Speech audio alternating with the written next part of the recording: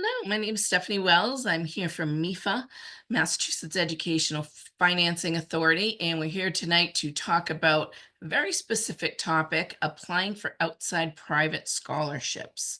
So above and beyond just regular financial aid through the college, federal government, state government, this is scholarships outside of that process that we want to help you access tonight. So before we get started, I am going to launch a poll here that I would love for all of you to answer for me. Hold on one sec.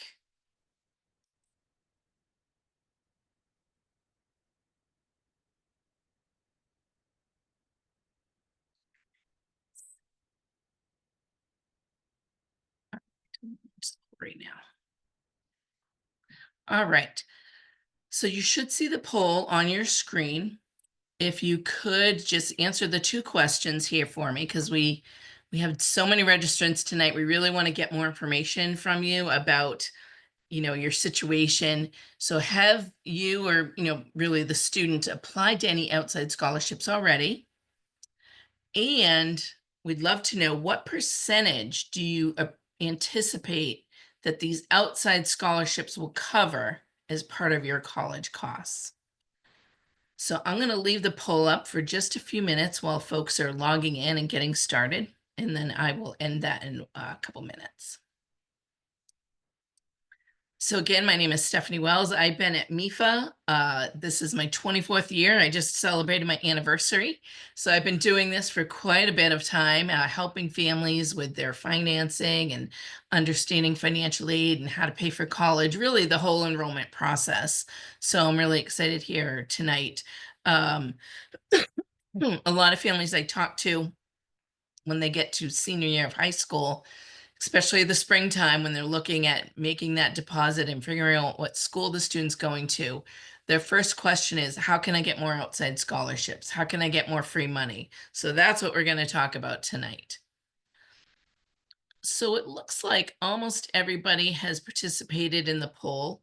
So I will end that in just a second. Just a reminder, everybody is on mute. We're recording the webinar today or tonight, and we will share the recording as well as a link to the PowerPoint slides. So a little bit about MEFA and who we are. We're a quasi-state authority, self-financing. We've been around for 40 years, so we've been helping families for over 40 years now with planning, saving, and paying for college. We are starting to create a loan cost loan program, which we obviously still offer, but we've gone on to offer college savings plans as well as a lot of guidance and education for families. All right, so I'm going to end the poll as we go through the agenda here, and I'm going to share the results with you. Okay, so you should be able to see the results. So it looks like we have almost close to a 50-50 split on those who have or haven't applied for scholarships, so that's great. And then it looks like most folks expect that these outside scholarships will pay about 0 to 25% of your cost, which probably is in the right line of thinking. I would love to think that 100% of your costs will be met with outside scholarships, but really most of the free money is not going to cover 100% of the cost, but we hope that what you're learning tonight, you'll get enough information to have the student apply for as many of these scholarships as possible to try and get as much free money in the door as you can. So thank you for participating in the poll, and I'm going to stop sharing right now.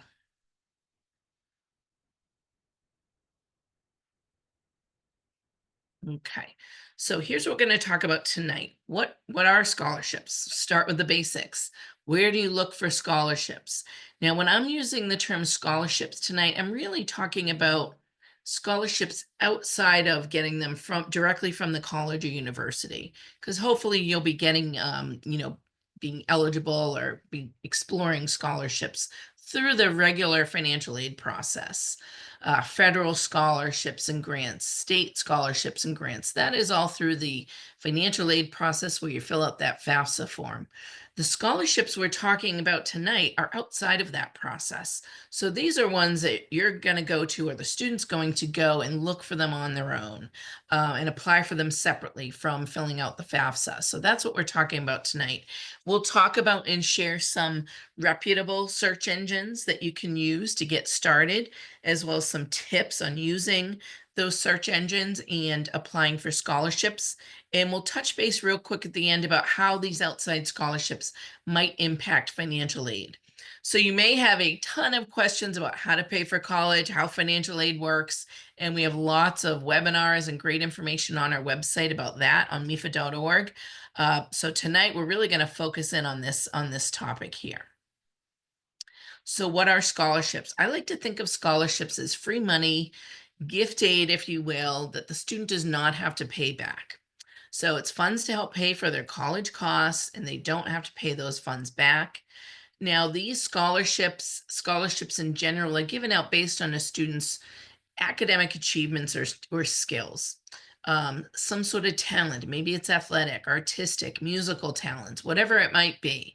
Maybe the student is great, captain of the debate team, something like that. So there's lots of different scholarships out there, and students really need to, at this point in the process, kind of look within, just like they've been doing with the admissions applications, and think about what makes me special. What do I do that is a little bit unique, or that I do really well.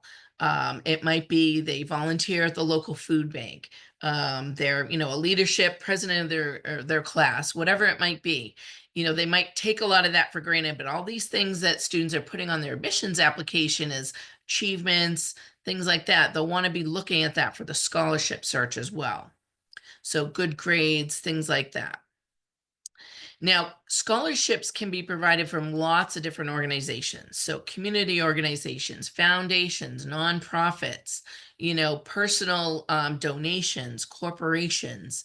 So lots of folks have a lot of money to give that they want students to take advantage of.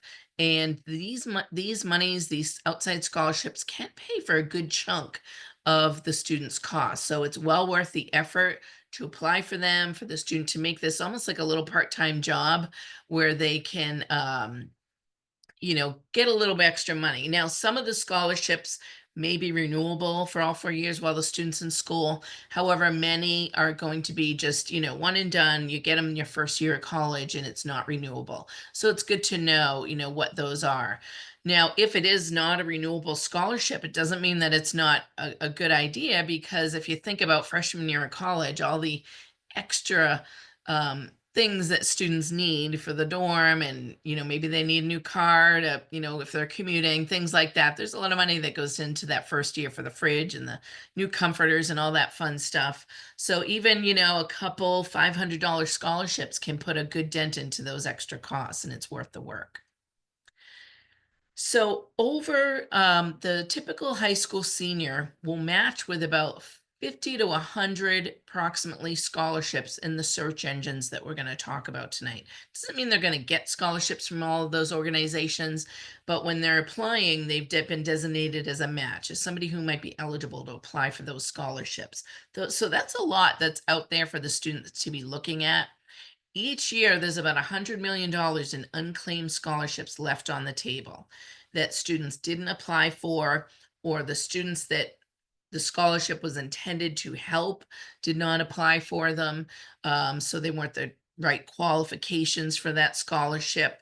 So, if we can get high school seniors to put in a little extra work right now, I know they're tired from doing all the admissions applications and it's a stressful year, but maybe, now and since they're kind of ending their senior year, is a good time to get started in doing these searches.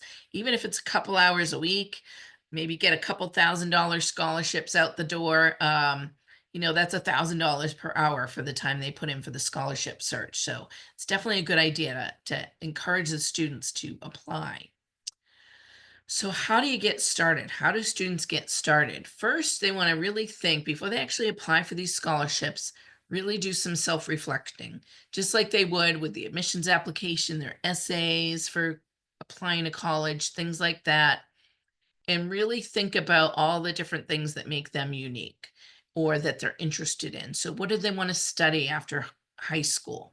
Do they want to be a doctor? Do they want to be a veterinarian? Are they helping out at the local dog grooming place and maybe they want to go into veterinary school one day? Things like that. Is a student volunteering? Maybe they're helping, like I said earlier, at the local food bank, and social work might be something that they want to get into, to help people who are disadvantaged, people who have high need, things like that. Cultural background, religious organizations or passions that the student is passionate about, family heritage, things like that. um, I'm thinking about my nephew who, when he was in high school, he applied for the Pop Warner scholarship. And obviously, he wasn't in Pop Warner anymore because he was a high school senior, but he had played Pop Warner. So he got that scholarship. So, really, like, think back, even beyond right now, what is in the student's background that they can, pull into? Were they a Boy Scout at one point or a Girl Scout or something like that? What are their special talents? Are they a great oboe player? Are they an all-star, soccer player, whatever it might be? And it's not just being excellent at that sport, but maybe they were a leader on their team and they have good leadership skills. Is anybody in the family have special circumstance or disability health challenge that may have impacted the student and their life? Those are things that can be shared and looked at in a scholarship search. Parents, grandparents, have they served in the military or other, branches of government that may have scholarships available? And, the employers, where do the parents work? Do their employers have scholarships for the students or the children of their employees? Or maybe they have tuition reimbursement, which is not a scholarship, but it can be a good way to help pay for school. So things like that, and all of these questions and data come from the College Board. So they have a lot of good information on their website that you can look at too for some guidance. So where are you going to look for these scholarships? Again, these are outside, applying through the FAFSA form, applying through the regular channels. These are outside scholarships. So let's talk about those. The first thing I always tell families and students when looking at scholarships is start local. High school guidance office. Now, if the student is a high school senior right now, you may have already done this in January, February, applied for local scholarships through the guidance office. But the school counselors typically will have a list of local scholarships. It might be on their portal, so they might use MEFA Pathway, for example, or Naviance, and they'll have a list of scholarships. Sometimes in the local community level, there's one application to apply for to be considered for all of the scholarships, or some of them may have their individual application, but sometimes you can apply for a lot at once, which is a really great way to do it. But also think in terms of the fact that your local community, your local town or city, it's a much smaller playing field, a lot less students that you're competing against for those scholarships than, let's say, the Coca-Cola scholarship or the Gates Foundation scholarship. That's a national scholarship with, hundreds, maybe, thousands of students applying for that. So it is good to start local first. And I always want to set expectations for students, especially senior year. If this is what we can get them to do to apply for scholarships, at least have them do this, if nothing else. And then let's talk about some of these search engines where they can keep going and all these other opportunities. But definitely start local and look on this, to talk to the school guidance counselor about the process. If you haven't heard anything, if you're a parent and you're wondering if the student applied, and you hadn't heard anything, you can talk to the guidance office, but they should be able to point you in the right direction. So the student's place of employment, the parent's place of employment, when we're talking about work, it's not just, the parents, it's, do the parents work at a place that has scholarships for their employees? Or maybe the student is working somewhere that has scholarships for their employees to go on to college. Those are things that students should be asking their boss about. Maybe they have something, maybe they don't, who knows? But it's all worth asking about. Professional associations are another good place to look. Um, so research any professional associations related to the major or the career the student's aspiring to. So some may offer scholarships to high school students that are interested in that field to try and maybe attract them to that field. Things like that, like maybe the student's interested in pharmacy. So maybe they're working at CVS and maybe they have a local scholarship. I'm making that one up, but I believe CVS has scholarships. Um, and they can, look at those scholarships. So things like that at their employer, through a professional association. Many local organizations will also have their own websites where you can find information on their scholarships. So start checking those websites. So maybe, Knights of Columbus, if, the student's father is a member, maybe there's a scholarship for them. Things like that, local organizations, civic organizations that you might be a part of. Basically, every avenue you can think of, ask about scholarships, search on their websites, see what they have available.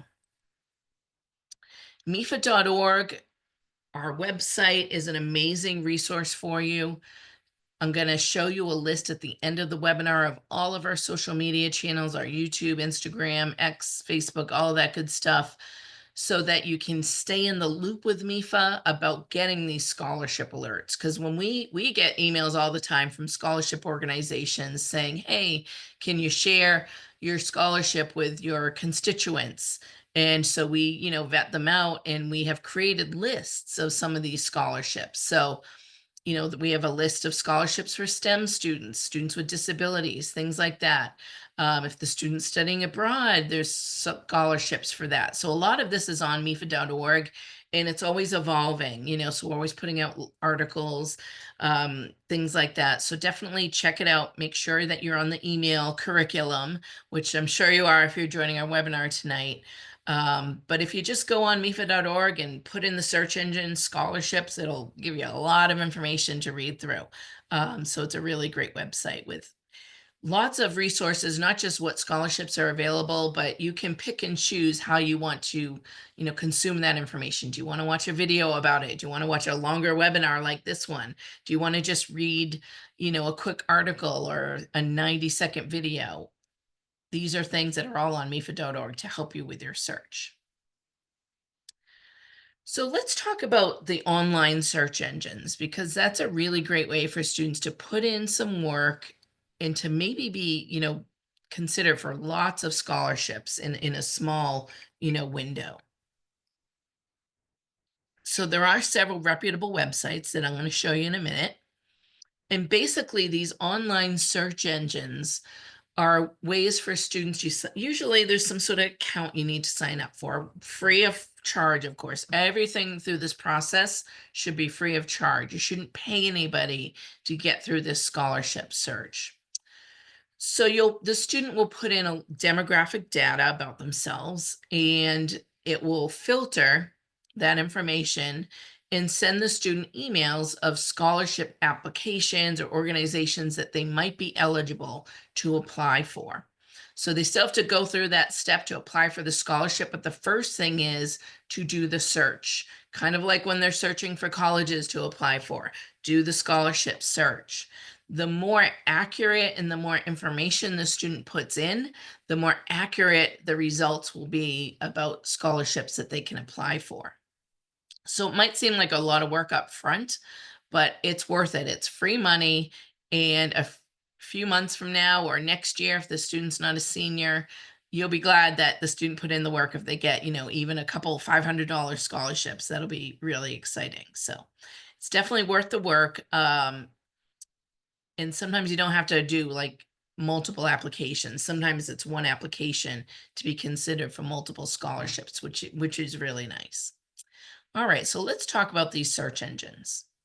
So first, actually, I should stop real quick and check in with Jonathan and see if there's any big questions that everybody's asking, or should I keep going? No, there's no real, burning questions or No popular burning questions questions? that are Okay, going through. So yeah, keep going. great, thank you. Okay, so the first one I want to talk about is MEFA Pathway, because that is MEFA's program, MEFA's online college and career web portal. So there is a scholarship database in MEFA Pathway where students can build their scholarship list. You do have to set up an account through MEFA Pathway. If MEFA Pathway is being used at the student's high school, they probably already have an account. So they can use this or just set up a free account if they don't already have one. And they'll select, again, a lot of that, demographic information, ethnicity, religion, skills, talents, um, areas of interest that the student might be interested in, things like that. All of that will help, you know, filter the scholarships the student's eligible for.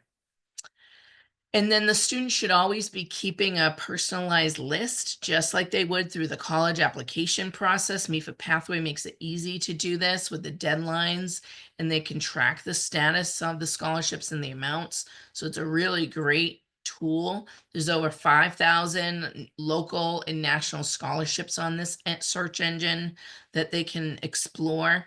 So definitely, again, all of these websites I'm talking about are free. So MEFA Pathway is the first one we want to, recommend that you definitely check out. And in addition to the scholarship search on there, that's actually a small portion of what MEFA Pathway does. So check it out. There's a lot of great tools in there for students for their college search. There's a great college search engine in there as well. Okay, then fastweb.com, that's a really popular scholarship engine that has been vetted. These scholarships are vetted by real people. They're not scams. And it's been around for a while, over 25 years. So that's a good indication that it's a reputable site. Now, FastWeb, just like many scholarships engines, are going to match you to scholarships based on your location, majors, academics, curriculars, those sort of things. There's over 1.5 million scholarships in their database, and you do have to sign up for a membership. It's free, so it's basically an online account. So really, I am going to talk about this in a little bit, but a lot of these websites, the student's going to need an email address. So they should definitely, get that set up so that they can use this for their searches outside of their high school email address. Now, bold.org is a little bit different. All the scholarships on bold.org are only listed on bold.org. So it's almost like a smaller, a little bit more streamlined website that you can look at for scholarship searches and create a profile that showcases the student's talents and abilities. So definitely check that out. Another great free website to search for scholarships. Then there's Big Future, which is owned by the College Board. So if the student has an SAT login through their College Board account, they can use that, I believe, for this Big Future scholarship search. So definitely check that out. They'll get matched just like with any of the search engines to scholarships based on their background. So the more accurate, the more information they put in, the more accurate those scholarship searches and the ones they send back to the student will be. So you can definitely save time on these applications by using an autofill function through Big Future, so that can make it a little bit quicker and easier to fill them out. So I would recommend definitely, check these out. Raise Me is a little bit of a different type of scholarship search where it allows students to almost earn money by getting good grades, by taking an AP course or completing certain tasks. These accounts are free, and the cash and scholarship credits that the student accumulates, they will be able to cash out, so to speak, at over 200 colleges that participate. So they have to get into that college, be accepted, and go there to, cash in. But those scholarships can be anywhere from $25 to $2,000. So again, take a look at this one, see if any of the schools you're looking at are on that list. Okay, so there are, just a few of the major search engines that are out there that we talked about. Again, I would definitely be realistic about how much time and effort the student is going to be able to put into this and wants to put into it, but the more time and effort they can do it, the better. So start with the ones I just showed you. We know that they're reputable. We've done our research. Even just start with one, maybe start with MEFA pathway and another one, just to get started. And then go from there. So maybe set a couple hours aside a week to do some scholarship searching. So let's talk about some tips for applying for scholarships. Start as early as possible. There are scholarships out there for young children to apply for. So you don't have to be a high school senior to apply for scholarships. And these search engines will help you find those scholarships. So there are private scholarships available to children as young as 5 years old. So don't feel like you have to wait. We have a great article on this. If you scan that QR code on the screen, again, you'll get these slides with a link to the recording. So you don't have to write down all the websites or scan it right this minute, but you'll be able to later. And it will bring you right to the article about scholarships for elementary and middle school students. So check that out. We have lots of great articles on there that you can filter through, and that will give you a good way to start. Now, stay organized, just like with the financial aid process and the college admissions process. Keep a spreadsheet, keep some sort of record keeping. As you find private scholarships to apply for, keep that list. Where was it? What is the website? How much is it for? What is the deadline? Are there different steps or things that you need to do to fill out that scholarship? What are the requirements? And definitely, I definitely recommend having the URLs in that spreadsheet if you can, so it's easy to just click in and reference back. That'll be a good tool for you in your organization sheet. And as I mentioned before, try and set a weekly goal. Make it a part-time job, 2 hours a week. Maybe on a Saturday or a Sunday, apply for some scholarships. Again, as I mentioned before, even if the student spent 2 hours on one Saturday and applied for, 20 scholarships and got two back for $500, that's $500 an hour for those 2 hours of work. So it's worth it. Keep up with it. Try and set a goal to encourage yourself to be motivated to do it as much as you can. So as you can tell by the way we're talking, it's really applying for scholarships. It's all what you make it. The more you put in, the more you might get back. Now, some scholarships do require an essay. Just like with the local scholarships, there's less students applying for these. So students at this point, especially students who are seniors, they've done essays for college admissions. They're fried from creating essays, but pull those essays back out from your laptop and maybe rework them a little bit for a scholarship essay. Typically, the questions might be similar or along the same mindset. So you can use maybe it's a paragraph from one essay that you can use in your scholarship. So it's a little less work that you have to do. But just keep in mind that less students are applying for these scholarships because they don't want to fill out another essay or create another essay. So there's less students applying, more chances of winning these scholarships. And also some students are just avoiding a shorter longer scholarship application as well. So putting in the extra work is gonna yield some better results. And just like with, whether you're applying for a job or applying to college for a certain major, you want to find something you're passionate about. So if students are looking at scholarships related to their favorite activities, let's say they love chess, look for scholarships for students who are interested in chess. Maybe they are a theater buff, so there might be scholarships for that or along those lines. So definitely, if the student's passionate about something, they're going to be more likely to put in the extra work to apply for these scholarships. So definitely, put that in. When I'm talking about extracurricular activities, clubs, things that they do outside of their academics, it's always good to look down those avenues as well. Now, as students are applying for scholarships, that's going to open them up their online world. Even just the email address that they created is going to be available to, people who are assessing their applications to see, is this a student we want to give our scholarship money to? So you want to make sure as students that your online profiles, your Instagram, your TikToks, all of that is clean. If it's something you wouldn't want parents or grandma to see, then it shouldn't be on there. You know, the email address you create for the admissions process, the scholarship search, you know, make sure it's an email address that you'll be able to use into the future. That's something pretty basic or generic. You don't want something that's too silly or scandalous, because colleges are going to see these email addresses. You know, things like that. These scholarship agencies are going to see it. So make sure your internet presence is professional. It's clean. You don't want any crazy pictures out there.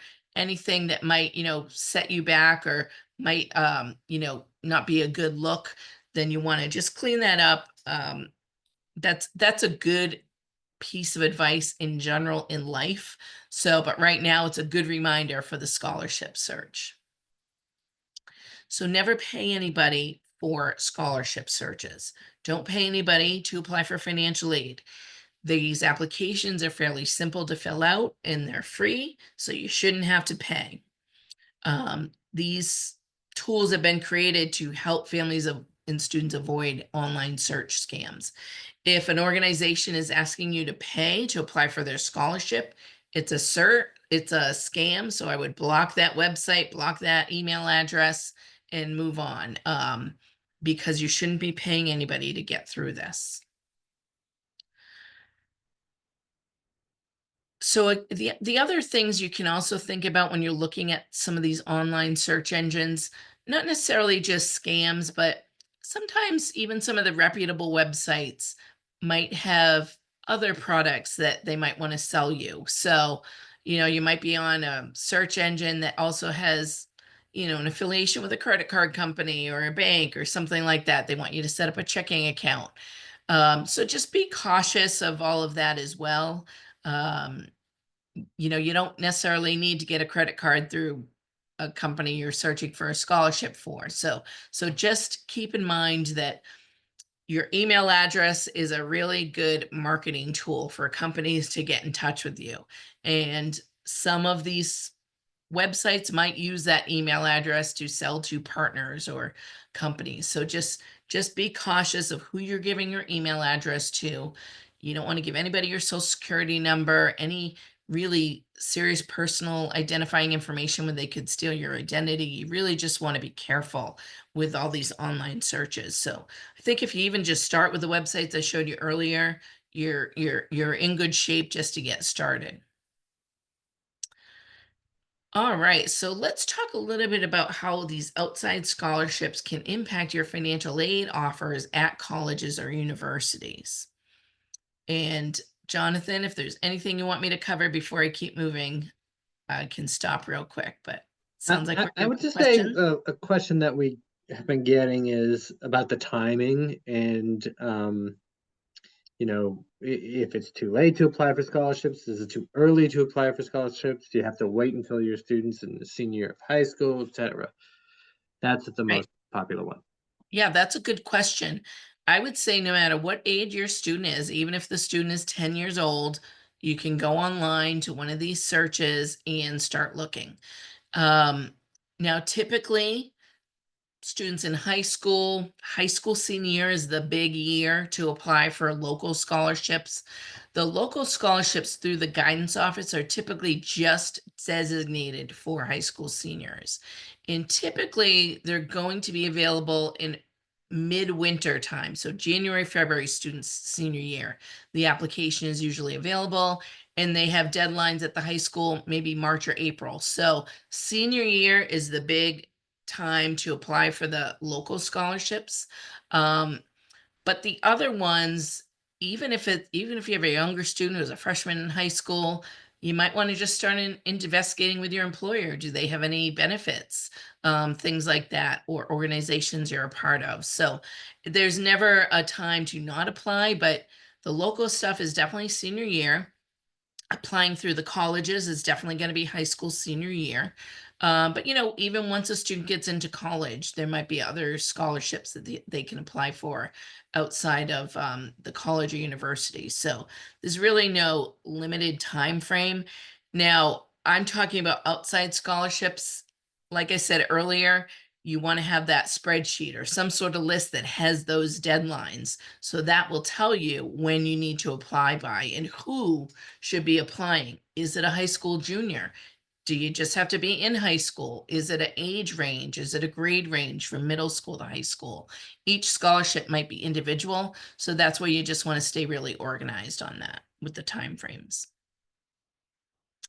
All right, so let's talk a little bit about financial aid and the importance of how it's going to work into your financial aid offer at the colleges or universities.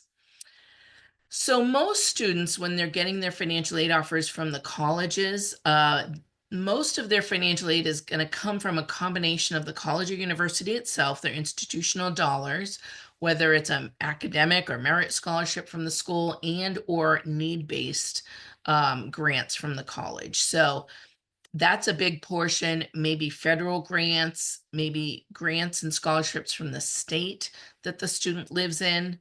So that's where the bulk of the aid is coming in from. Typically, by submitting that FAFSA form, that free application for federal student aid, that you'll do student senior of high school. And then some colleges may have an additional application above and beyond the FAFSA that they want you to fill out, such as a CSS profile or their own institutional application. We have a whole financial aid webinar on how to apply for financial aid, so you can definitely take a look at that. We can help you out with that as well. But applying, the first step is going to be apply for financial aid the senior year. So fill out that FAFSA, fill out the financial aid applications to see what you're eligible for. And then these other scholarships, these local national scholarships can help fill in what the college might not be able to cover. So most colleges are not going to be able to offer 100% of what your family's need might be. Um, Once you receive a scholarship, you do need to let the school know that the student's attending. Once they've deposited and you know where the student's going, you do have to let the financial aid office know that you've gotten that scholarship. They have to be reported because it is financial aid. So um, it could even be a scholarship that's being sent co-payable to the college and the student. So it might be sent directly to the college. Some scholarships are sent directly to the student.